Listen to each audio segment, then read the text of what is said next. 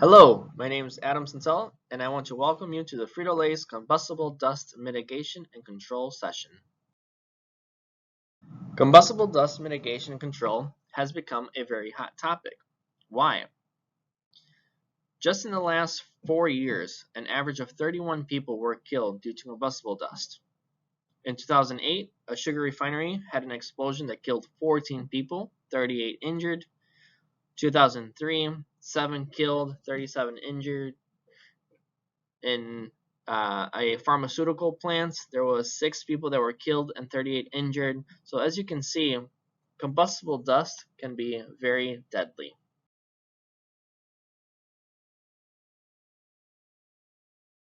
Let's review this slide so we can get a better understanding of what helps fuel dust explosion.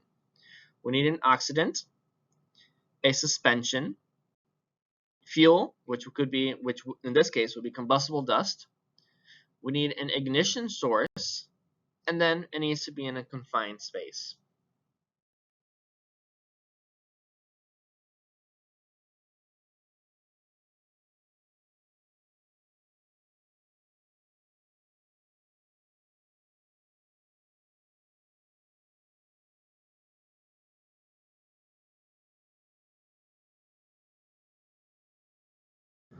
This slide shows an analysis of a global combustible dust fires and explosion in 2019. This came from the CSB report. As we can see, we can look at the different industries as shown on the right from an explosion. Food is the highest hazard from an explosion dust, and this is exactly the manufacturing site that we are in. Wood is second, along with metal, coal, paper, and plastic. So combustible dust in a manufacturing food facility is extremely important for us to understand.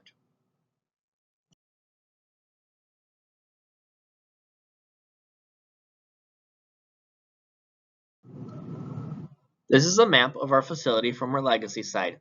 This map shows where we have hazards in the location from a combustible dust, combustible cylinders, if we have hazardous chemicals that are corrosives, where we have our chemical labs.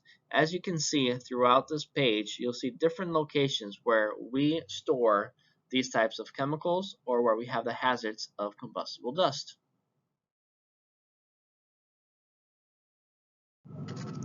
How much dust is too much dust? OSHA's reference a paperclip to determine if the dust accumulation may pose a dust hazard. The value range from 1/32 of an inch to 1/8 of an inch as a maximum thickness of accumulation.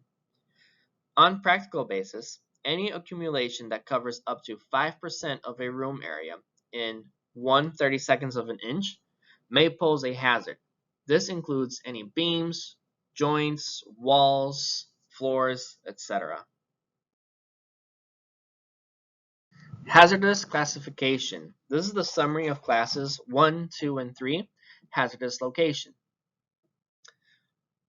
Our dust is class 2, and it would fall under group G, which is flour, starch, grains. These are the combustible dust that we have, and it would be under division 1 or division 2.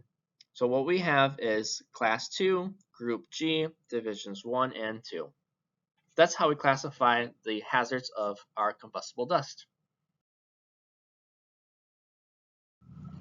What type of dust can be explosive here at Irving? So we have our two main ones are our corn dust and our cornmeal dust. There are certain seasoning that could be explosives, but we do not have that here. And then also flour and sugar, but we do not have those here in Irving either.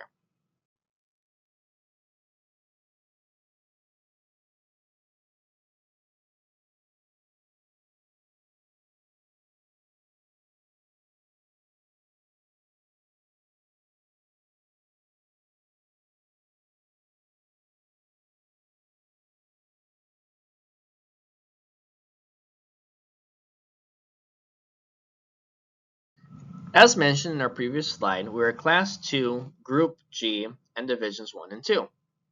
Here in Irving, we are Division 2, which means that under normal conditions, we do not have an explosive atmosphere, but we do have dust that can be explosive if the right condition exists.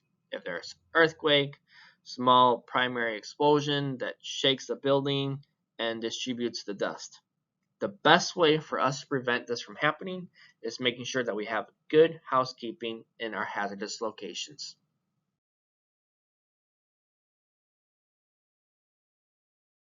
This is a good example of what the facility should not look like. So as you can see in the beams, it's more than 1/32 of an inch, which is that paper clip. If we see a condition like this in our room, we need to make sure that we get it cleaned and addressed. Dust mitigation and control strategy. We need to maintain excellent housekeeping. Review housekeeping and sanitation schedules frequencies for combustible dust areas. In our silos, our corn, making sure our corn room is clean, our dry mix, etc. We use the paper clip as a reference of the 1/32 to make sure that it's the allowable quantity. And then we adjust the housekeeping schedule to make sure that we're meeting our standard.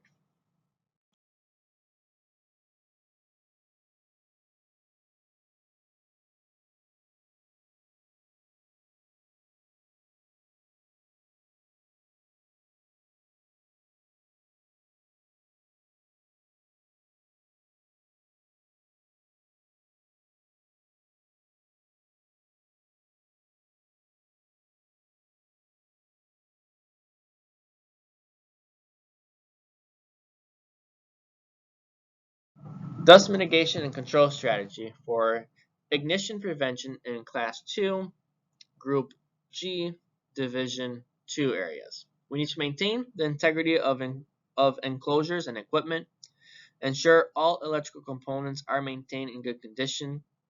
Our equipment, system switches, covers, they're in a dust-tight applicable NEMA rating.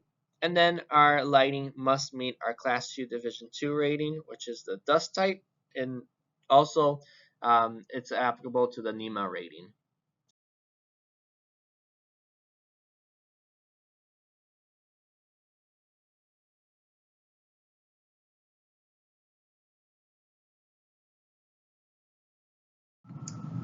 In summary, from a dust mitigation and control strategy, we need to make sure that we have our inventory from our facility and identify any areas of possible concern.